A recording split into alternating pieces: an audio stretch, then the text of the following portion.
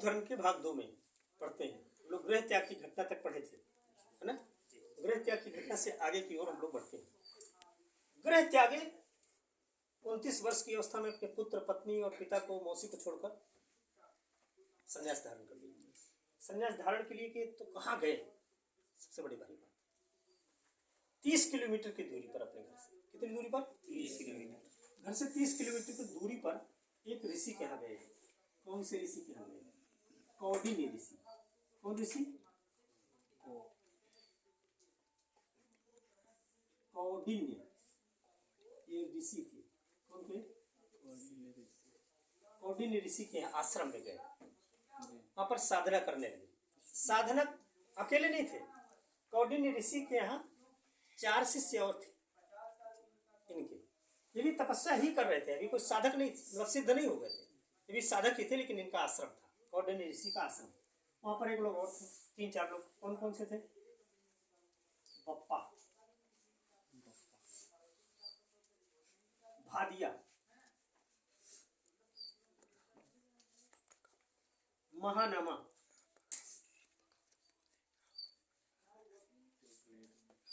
अस्सागी,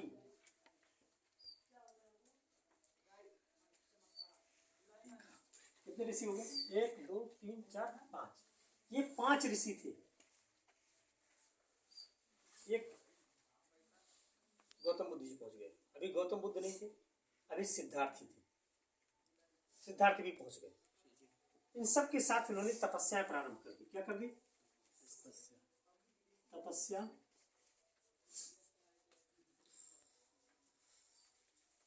प्रारंभ की 6 माह तक। कितने माह तक?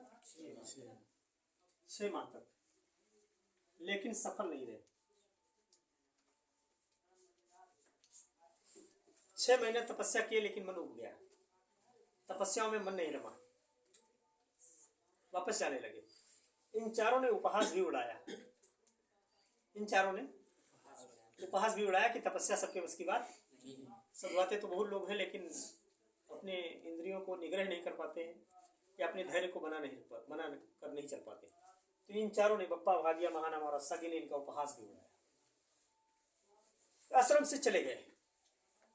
फिर उन्होंने 6 वर्षों तक तपस्या की। कितने वर्षों तक? साधना में फिर से लीन हुए।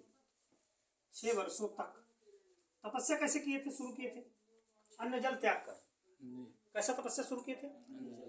अन्न जल त्याग करके 6 महीने तो तपस्या किए थे। फिर उन्हें सोचा इनको मजा नहीं आया, फिर 6 वर्षों तक तपस्या किए। कैसे? मध्यम मार्गीय। कैसी तपस्या किए थे? मध्यम मार्गीय, मध्यम मार्गीय तपस्या किए थे। इसे कहते हैं मध्यम प्रतिपदा। क्या कहते हैं? मध्यम प्रतिपदा कहते हैं। मध्यम मार्गीय का क्या मतलब होता है? मध्यम मार्गीय माने दो ज्यादा कठोर भी तपस्या नहीं करनी है, और ऐसा है कि लापरवाही भी नहीं करनी है, लेकिन नियम बना करके ही तपस्या करनी। कि मुझे 8 घंटे भगवान का नाम जपना है तो 8 घंटे जपना है, इन्हें किसी दिन 8 घंटा जप लिए, किसी दिन 1 घंटा, है ना। तो मध्यम मार्ग अपनाया। बहुत ऋषि होते हैं कि खाना पानी छोड़ दिए, पानी भी छोड़ दिए, तो छोड़ दिए चाहे जान निकल जाए, लेकिन उन्होंने इतना कठोर व्रत नहीं किया, मध्यम मार्ग अपनाया। क्या अपनाया? कि बिना ऊर्जा के, शरीर बिना स्वस्थ हुए और तपस्या नहीं की जा सकती, ये इनका विचार था। और इन्हें 6 वर्षों के बाद बोध गया में, कहां पर?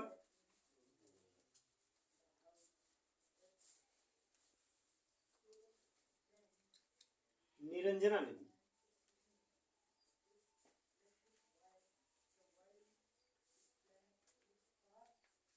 निरंजना नदी लोग भूल जाते हैं। ऋजुपालिका नदी महावीर स्वामी, निरंजना नदी गौतम बुद्ध, उनको भी ऋजुपालिका नदी के किनारे ज्ञान प्राप्त हुआ था, साल वृक्ष के नीचे।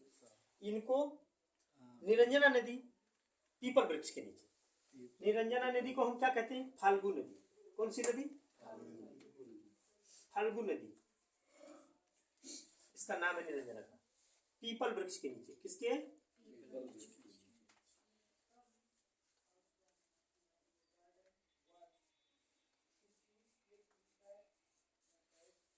नीचे ज्ञान प्राप्त हुआ। जब ज्ञान प्राप्त हुआ तो ये बुद्ध बन गए। क्या बन गए? बुद्ध माने क्या होता है? बुद्ध हो गए। बुद्ध माने होता है बुद्धिमान। बुद्धि माने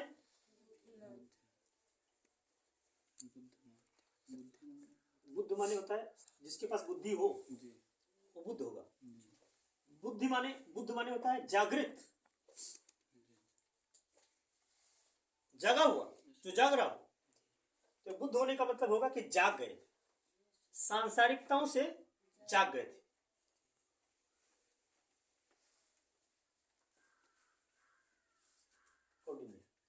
चलिए हम लोग आगे बढ़ते हैं। ज्ञान प्राप्त हो गया। इनका जो विचार था वाद, आपसे पूछता है कि इनका वाद कौन सा था, किस विचारधारा के थे? तो था प्रतीत्य समुत्पाद। प्रतीत्य समुत्पाद वाद, ये इनका वाद था, विचारधारा। क्या नाम था? प्रतीत समुत्पाद वाद इनका था। ये अनीश्वरवादी थे। कैसे थे? अनीश्वरवादी थे। आत्मा में विश्वास नहीं करते थे। आत्मा में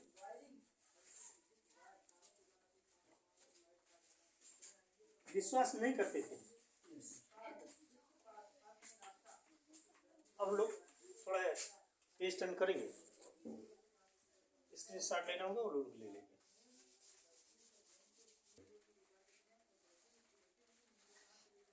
बौद्ध धर्म का संचालन दो भागों में किया इन्होंने। धर्म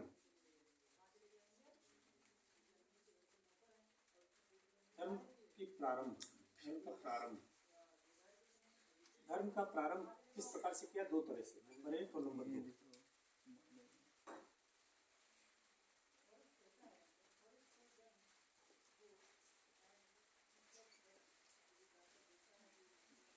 भिक्षुक वर्ग और उपासक।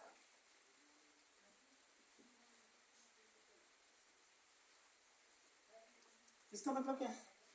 इनके धर्म में दो प्रकार के लोग आ सकते थे। बौद्ध धर्म को ज्वाइन करने के लिए जरूरी नहीं था कि सब लोग सन्यासी ही हो जाइए। तो एक वर्ग था भिक्षुक वर्ग, जिन्हें सन्यासी होना था। जो लोग सन्यासी होना चाहते, साधु होना चाहते थे, वो लोग आ जाए और भिक्षा मांग करके, भिक्षावृत्ति करके अपना जीवन यापन करें। उसे कहते थे भिक्षुक वर्ग। घूम घूम करके मांग कर खाइए और भगवान का भजन करिए। एक होता था उपासक वर्ग, मैंने गृहस्थ जीवन में भी रहकर अपने घर में शादी विवाह करके बच्चे खेती बाड़ी करते हुए भी बौद्ध धर्म को ज्वाइन कर सकते थे आप, है ना? ज्वाइन करने का उम्र क्या था? उम्र, कोई बौद्ध धर्म को ज्वाइन कितनी उम्र में कर सकता था? ये परीक्षाओं के लिए महत्वपूर्ण विषय है कि बौद्ध धर्म को ज्वाइन करने का उम्र क्या थी? उम्र थी 15 वर्ष।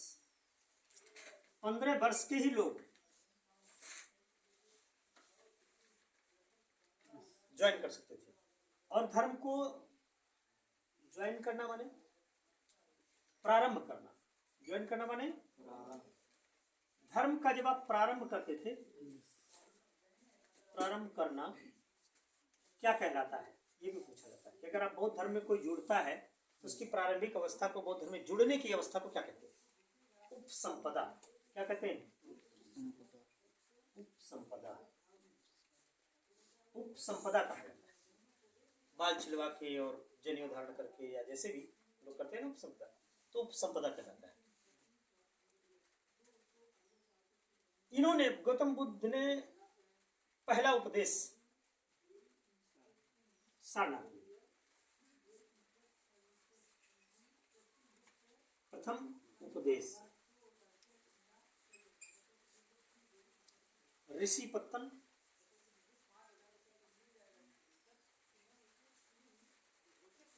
सारनाथ।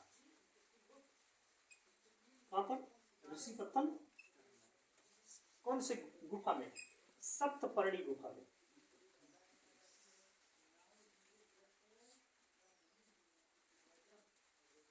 इस गुफा में ऋषि पत्तन, सारनाथ के ऋषि पत्तन सप्तपर्णी गुफा में इन्होंने पहला उपदेश दिया।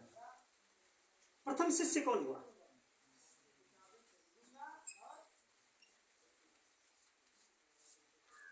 महावीर स्वामी के तो उनके दामाद हुए थे पहले शिष्य। महावीर स्वामी के जो पहले शिष्य हुए उनके दामाद पहले ज्वाइन किए। भाई आदमी, आप प्रधानी लड़ रहे हो तो आपको सबसे पहले अपने घर में मोटवा न मिले तो कैसे जीतोगे, है ना? तो सबसे पहला आदमी तो आपके घर वाले ही कहें कि नहीं भैया हमारे प्रधानी लड़ेंगे, तो सबसे पहला समर्थन तो घर से मिलना चाहिए। तो जैसे महावीर स्वामी जो जैन धर्म के संस्थापक थे, उनके पहले शिष्य थे उनके दामाद जामली नाम, अड़ोजा नाम था, उसे प्रियदर्शनी भी कहा जाता। पुत्री थी, एक पुत्री तो एक दामाद। चलिए बात करते हैं इनके प्रारंभिक शिष्य कौन थे। इनकी मौसी कौन थी? क्या नाम था? वही प्रजापति गौतमी।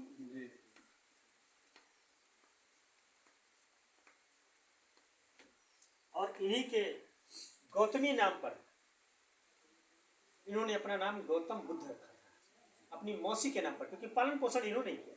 इनकी माता तो 7 दिन पे मर गई थी, 1 सप्ताह के भीतर ही, तो पूरा पालन पोषण मौसी ने किया ना, तो उनका नाम ही था प्रजापति गौतमी। अच्छा, गौतम वंश के थे लोग। किस वंश के थे? गौतम गोत्र भी होता होगा, गौतम गोत्र के, इसलिए भी इनका नाम गौतम भी है। लेकिन प्रायः माना जाता है कि अपने मौसी की में नाम था गौतमी, इसीलिए अपना नाम इन्होंने गौतम बुद्ध रखा था, मौसी। और तो फिर जुड़ने की परंपराएं बहुत जुड़ गई, बहुत लोग हो गए। कौन कौन थे इनके परिवार में? मैं 2 नाम और बता देता हूँ इनके परिवार के लोग। परिवार में कौन कौन जुड़ा? परिवार में तो इनके पुत्र, पत्नी और चचेरे भाई।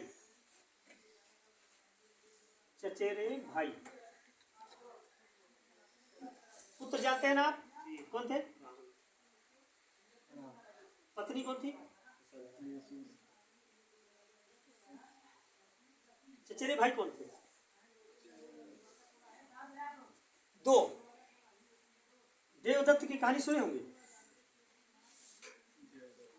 और आनंद।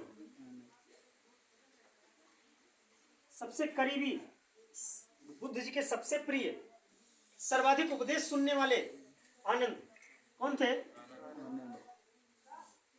सर्वाधिक प्रिय, बुद्ध के सबसे निकट रहने वाले, सर्वाधिक प्रवचन सुनने वाले आनंद थे। ये चचेरे भाई थे। देवदत्त की कहानी सुनी होगी आप लोग की, एक हंस को तीर मार दिया था किसी ने, है ना? पहली किताबों में था, हम लोग जो पढ़ते थे। तीर लगा था और गौतम बुद्ध तीर निकालते हैं, घाव की दवा करते हैं, इलाज करते हैं। फिर देवदत्त कहते हैं ये हंस मेरा, क्षत्रिय थे ना, शिकार कर रहे थे, कहा ये हंस मेरा है, हमने शिकार किया, मेरा शिकार है। तो राजा सुद्धोधन ने निर्णय सुनाया था कि मारने वाले से बचाने वाले का अधिकार ज्यादा होता है, इसलिए ये हंस देवदत्त तुम्हारा नहीं है, ये हंस सिद्धार्थ का है। ये कहानी सुनी थे ना? तो वही देवदत्त काफी विरोधी भी था इनके प्रारंभिक जीवनों में। तो देवदत्त और आनंद इनके बाद में शिष्य हो गए। यशोधरा और राहुल ये सब इनके परिवार के लोग थे जो बौद्ध धर्म को ज्वाइन किए, सबसे पहले इनके साथ जुड़े। अब लोग फिर से पेज टर्न करेंगे, पेज टर्न करते हैं, विराम ले सकते हैं। चलिए हम लोग पढ़ते हैं बुद्ध के बारे में। कहाँ तक पढ़ लिए थे कि उनके परिवार के लोग बौद्ध धर्म को ज्वाइन किए थे, उपसंपदा के बारे में पढ़ लिए थे। अब हम लोग पढ़ते हैं कि इन्होंने धर्म को और विस्तार बनाने के लिए शिक्षाएं भी ग्रहण की।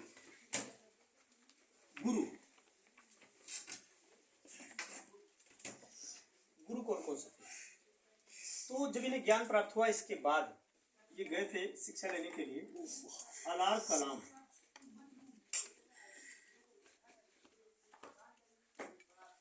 अलार कलाम एक गुरु थे, इनसे इन्होंने सांख्य दर्शन की शिक्षा ली थी। कौन सा दर्शन? सांख्य दर्शन।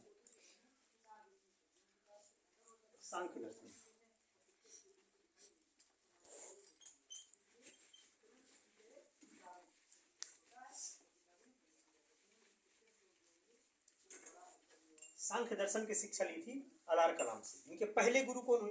परीक्षाओं के दृष्टिकोण से काफी महत्वपूर्ण, कई बार परीक्षाओं में पूछा भी जा चुका है कि गौतम बुद्ध के गुरु का नाम, प्रथम गुरु का क्या नाम था। अब बात है नंबर 1 थे, नंबर 2 की बात आ गई। दर्शन की शिक्षा, सांख्य दर्शन, कपिल मुनि का दर्शन था ये, इसका सांख्य दर्शन किसका है? कपिल मुनि का। पतंजलि का योग, कणाद का मीमांसा।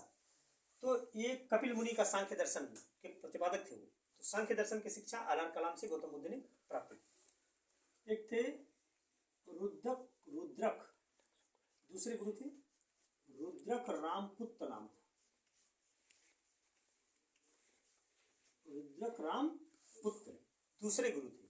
इन्होंने उपनिषद की शिक्षा ग्रहण की थी। किसकी शिक्षा?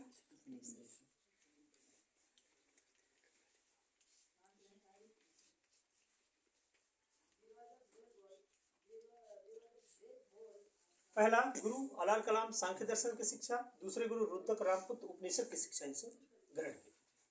अब हम बात करते हैं, ये तो गुरु की बात हो गई। अगर मुझसे कोई पूछे, अगर बात किया जाए तो एक थे सूरज आजाद, एक तीसरे गुरु थे इनके। सूरज आजाद कौन थे? लेकिन प्रायः किताबों में नहीं मिलता है, कुछ ही किताबों में मिलता है। तीसरे गुरु थे सूरज आजाद।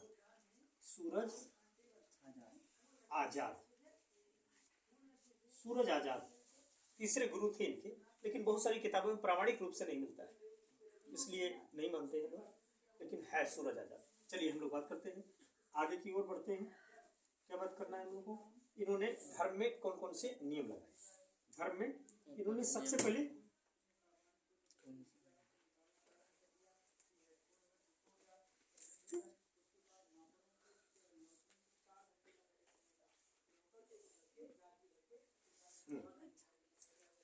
तीन नियम,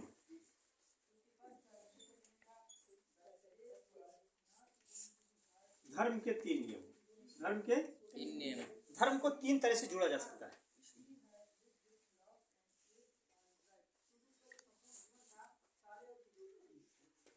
बुद्ध,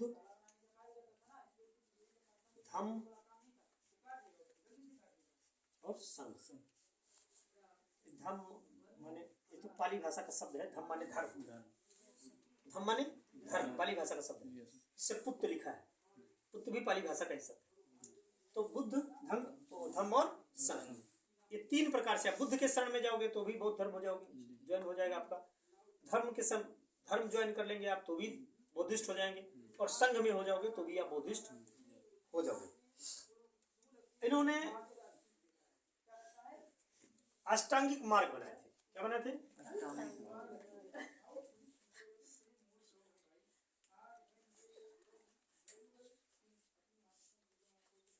मार्ग।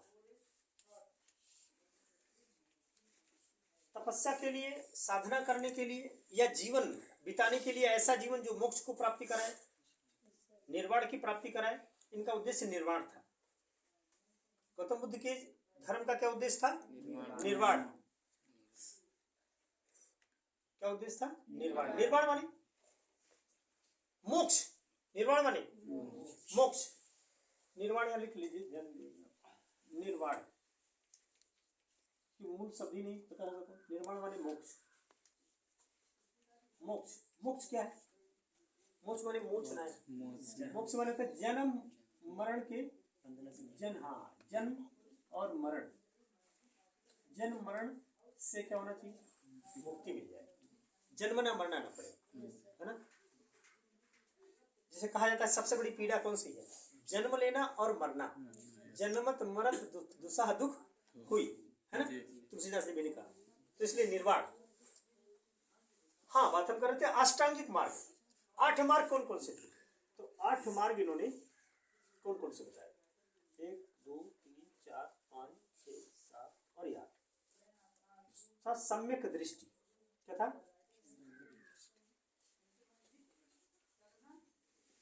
दृष्टि।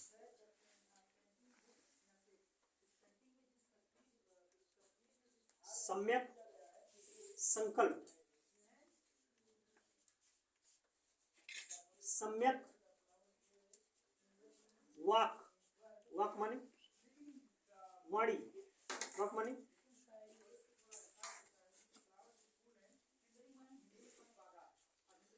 सम्यक आजीव, सम्यक क्या गिरा रहे भाई? सम्यक व्यायाम,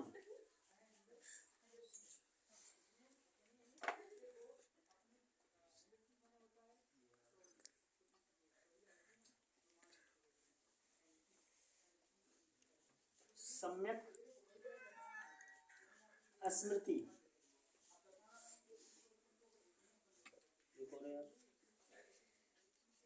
सम्यक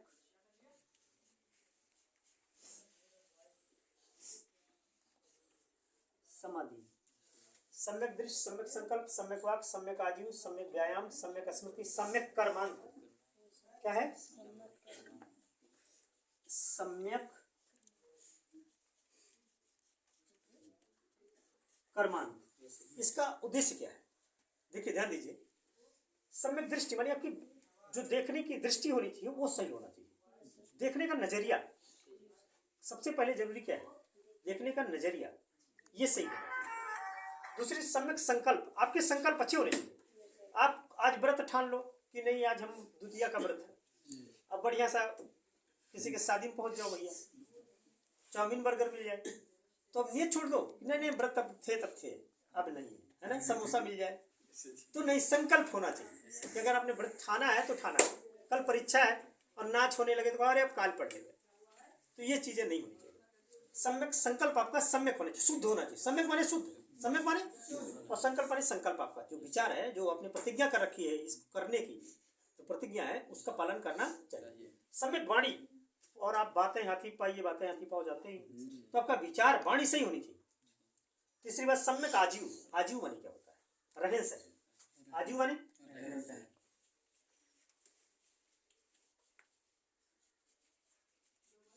रहन सहन भी सही होना चाहिए, शुद्ध होना चाहिए। शुद्ध माने अब मांस दबाएंगे आप, शाम को इतना बड़ा खंभा बियर वाला या बड़ी बड़ी जो शराब आती है उनको आप पाएंगे तो आप साधना करेंगे, तो आपका आजीव भी शुद्ध होना चाहिए। व्यायाम सम्यक होना चाहिए, आपको निरंतर व्यायाम करते रहना चाहिए। व्यायाम से मन शुद्ध होता है। ओम की ध्वनि करना, ध्यान लगाना, समाधि पे बैठना, 2-4 घंटे बैठने की आदत डालना, है ना। भोजन पर नियंत्रण, इंद्रियों पर नियंत्रण, ये जरूरी था। सम्यक कर्मांत इसके बाद में, जो कि लाइनों में क्रम में अलग हो गया है। सम्यक व्यायाम के बाद में सम्यक कर्मांत। शुद्ध आपके कर्म कैसे होने चाहिए? शुद्ध होने चाहिए। आप नंबरी झूठा हो तो आप तपस्या नहीं कर पाओगे, दलाल हो, लापरवाह हो तो नहीं हो सकता। कर्म आपका कैसे होना चाहिए? शुद्ध होना चाहिए, शांत रहे। सम्यक स्मृति, आपकी स्मृति भी ठीक होनी चाहिए। आपको पता लगे चेला आपका हो और वो आपके पास आवे, दुष्टता ना करिए, ज्यादा हंसी हंसी नहीं, नहीं तो तमाचा पड़ेगा। और ये वीडियो सब लोग देख रहे हैं, इसलिए ऐसा मत कराइए कि हम ये नहीं ये देख रहे हैं। सुनिए मैं क्या बात कर रहा था। सम्यक स्मृति, आपकी स्मृति भी सही होनी चाहिए। जो साधना करें, जो ज्ञान प्राप्त करें, अब ज्ञान प्राप्त करें और पता चले इस कान से आवे इस कान से चला जाए तो फिर प्राप्त करने का मतलब क्या रह जाएगा? सम्यक कर्मांत हो गए। सम्यक समाधि, और समाधि कैसी लगानी है? शुद्ध लगानी है। अब तो समाधि बहुत सारे लोग लगा सकते हैं। किसी कमरे में बंद हो जाइए मोबाइल लेकर के, पढ़ने का बहाना बनाकर, तो अम्मा पापा तो जानेंगे कि भैया पढ़ रहे हैं, लेकिन भैया यूट्यूब चला रहे हैं, है ना।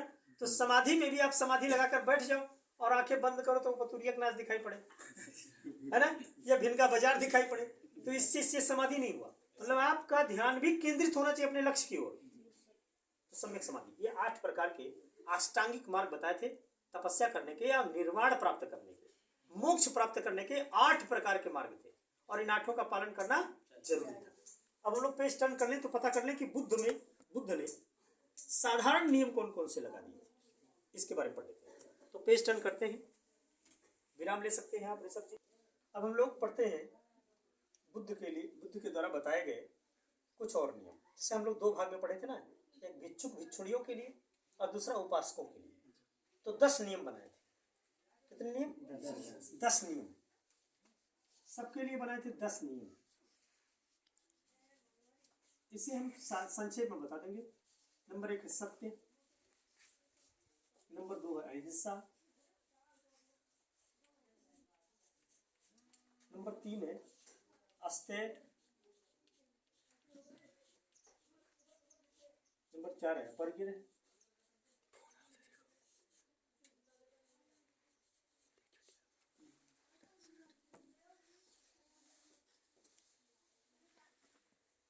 ब्रह्मचर्य, 6 है मद्य पान निषेध, 7 नंबर क्या था?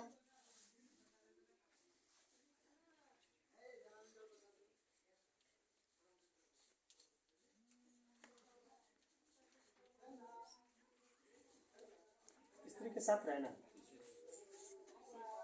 नंबर 6, नंबर 8, सुखप्रद बिस्तर,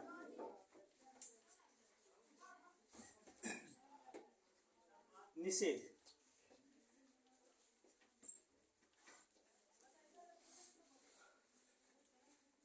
9,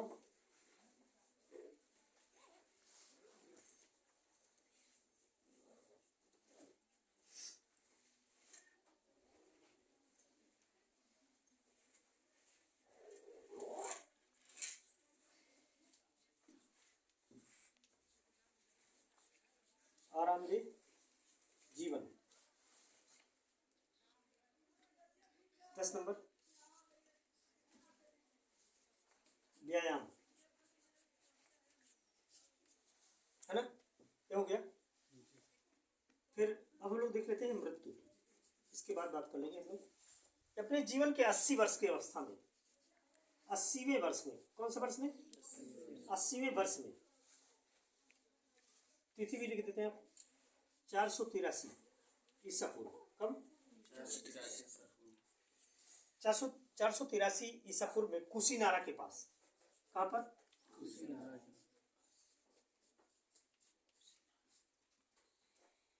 कुशीनारा। चुंद नामक सुनार था। ये कौन था? सुनार माने सोनार। सोनार जाति आप लोग जानते हैं। उसने भोजन कराया था। क्या कराया था? किसको कराया था? बुद्ध जी को। भोजन कौन सा था? सुकर मद्दो। कौन सा भोजन था? सुकर मद्दो भोजन कराया था। सुकर मद्दो माने क्या होता है? इसे पाली भाषा का शब्द है। सुकर मद्दो माने खीर। खीर खिलाया था। ये पहले से ही उधर से पीड़ित हो गए थे। उधर से पीड़ित हो गए थे, तो ये शुकर मद्दो खाए, खीर खाए, और उनका और भी तबीयत खराब हो गया, अतिसार हो गया, पेचिस जिसे कहते हैं, हो गया और ये मृत्यु को प्राप्त हो गए। अंतिम उपदेश किसे दिया था? क्योंकि उस समय ये घूम घूम करके उपदेश देते थे। अंतिम उपदेश, उपदेश सुभद्र को। किसको दिया था? सुभद्र को अंतिम उपदेश दिया था। क्या बताना था? सुभद्र को अंतिम उपदेश दिया था। और ये सर्वाधिक उपदेश कहाँ दिए? सर्वाधिक उपदेश कहाँ दिए? श्रावस्ती में, जहाँ के आप रहने वाले हो। श्रावस्ती में सर्वाधिक उपदेश दिए। 21 दिन यहाँ रहे भी। कितने दिन? 21 रात दिन मिला के रहे। 21 प्रवचन भी कराए। इनके सर्वाधिक प्रवचन सुनने वाला कौन था? आनंद। सर्वाधिक प्रवचन किसने सुना? आनंद।